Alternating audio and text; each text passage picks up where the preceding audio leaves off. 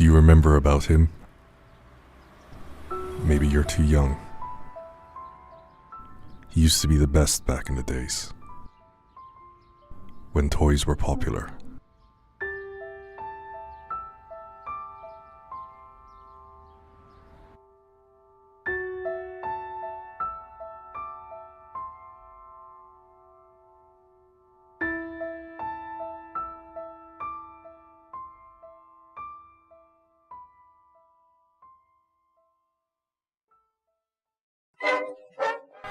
On December 1st of 1962, Miss Angela Kowalski gives birth to his first child, Woody Jr.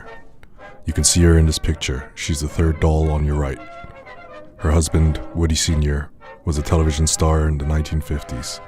He will leave the family a few months after Woody's birth. Although he inherited his artistic predisposition, I think that Woody's always been ashamed of his father. After a difficult childhood, Woody starts dreaming of becoming an actor. His goal is to move to Los Angeles, hoping for good luck. But he needs money. To make some, Woody does any kind of work, from selling encyclopedias door to door to being the referee in illegal cockfights. In October 1992, the Mexican manager Alejandro de la Pierna sees him in a play called My Sheep Cheated on Me. He decides to sign him. Yeah, at the beginning, I got him a few commercials and little jobs and stuff like that. It wasn't easy back in the 90s. The Western was done and buried, and but he wanted to stick with the character, and I don't know, kind of stupid if you ask me. Anyway, out of the blue, I was contacted by this guy who said he wanted Woody for an audition in a big production, a Disney film about toys. I thought it was a joke.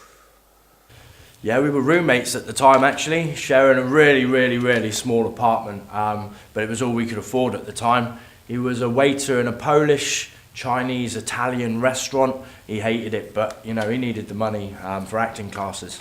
I remember the day he was casted for the role actually. He came home, sat on the bed and started crying. I was quite worried, so I asked him what was wrong, and he just said that he'd finally done it. There was the turning point of his career.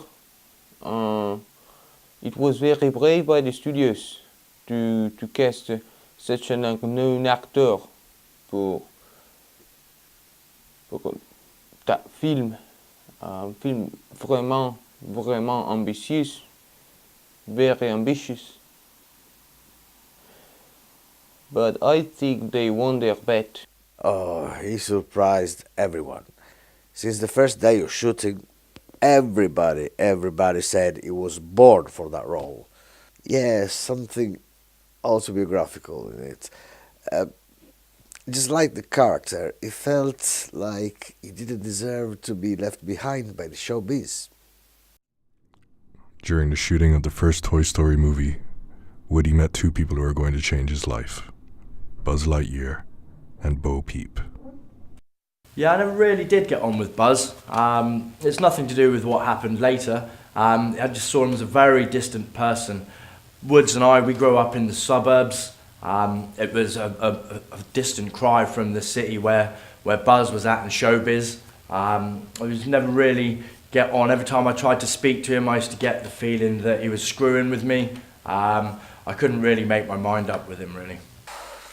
They got on very well, even if they were so different. Buzz introduced Woody to Hollywood and his lifestyle. They had fun.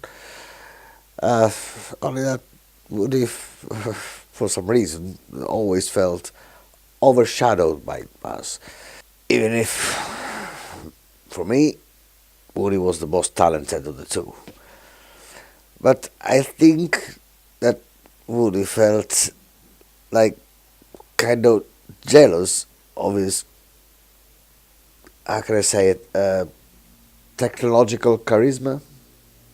Thank you, Woody, for for saving my flock. Oh, hey, it was nothing. During this period, Woody starts a relationship with Bo Peep, the female star of Toy Story. Hell yeah. Yeah, she was very beautiful. It was difficult not to notice her. She was radiant. I mean, Woody was at the peak of his popularity. He was in love, he was famous. Those were his golden days, really. Bad idea. I told him it was a bad idea. Actress is always bad idea. I can tell. I divorced too. She was a completely different kind of actress. She came from the theater, from Shakespeare, and you could tell the difference. There was something noble in her, while he was just a cowboy. They were the strangest couple in Hollywood in those days. Oh hey, what's up? It's Joe. How you doing, man? You alright? You ready? Yeah, let's Come on in. Let's go. Yeah, it's a little bit tight, man. I hope you can make your way in. How was your journey over? Good. Yeah, sure. Cool. Yeah, just come on up. Let's get this show on the road. Can I get you a drink or anything? No. These are all the notes I prepared for the book, and yeah, they're pretty neat. But one of the best part of my collection, I think, is a signed autograph that I've got by Woody. I met him for the first time. Yeah, I met him when I was 8 years old. We were on a family vacation to New York, and Toy Story 2 had just come out, and I was desperate to go, as you can imagine. So we flew all that way to go to the cinema. But yeah, we met him, and I queued up for, it must have been 3.5 hours for a meet and greet. And yeah, he gave me this and signed it and told me that I'm a cowboy at heart. The Enright is a bit similar to. What do you mean? It looks like the same to me as Nah. the Notebook. No, I don't think so. Really, it looks really simple. We can check it out together if you want. No, I don't think we need to do that. No. No, I think this is fine. Sure. Yeah, he signed it. He signed it. Okay. Yeah. I believe you, mate. Weird Yeah. coincidence, I suppose. I don't know. Okay, same in writing. Okay. Yeah. I got in contact with one of the cleaners in his apartments that he had back in '95, and as if you'd imagine that I could get hold of this. But this Hoover was used by the maid in his apartment, so this has got official certified Woody dust in it. That booty dust. Absolutely. Okay. So I started writing the book when I was around 13. It started off as a little bit of a way of finding Woody for who he really was. I was talking to people that I knew about, that knew him as the hero that we all knew him as. But I tried to go a little bit further. I started investigating into people that he'd worked with and try to speak with them about their opinion of him. I mean, hell, I even got an interview from Tom Hanks about the whole '96 controversy. In February 1996, Tom Hanks releases an interview for Time magazine. He praises Woody's performance, but the cowboy focuses only on one sentence.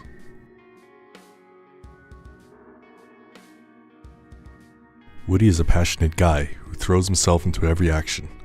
As soon as he has an instinctive thought, like I have to help them, or I have to run away, he does it with 100% commitment.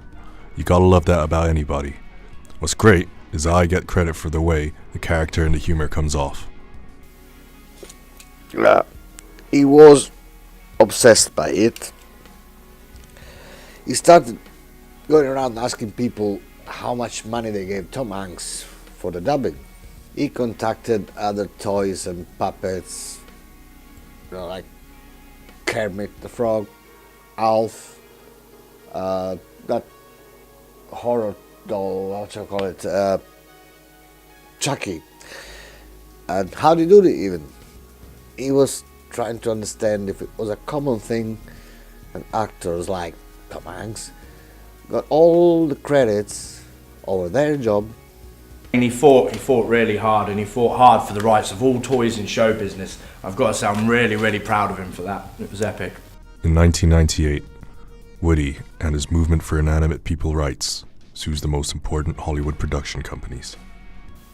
If you are an Hollywood actor, the worst thing you can do is suing with Hollywood studios. ça, c'est vraiment stupide, very stupid. Yeah, it was insane. I tried to talk him out of it, but he really believed he could win. After 5 months in court, Woody lost the case. Woody will state ironically, life is like a box of chocolates. You never know when Tom Hanks is gonna screw you. In the meanwhile, the shooting of Toy Story 2 begins.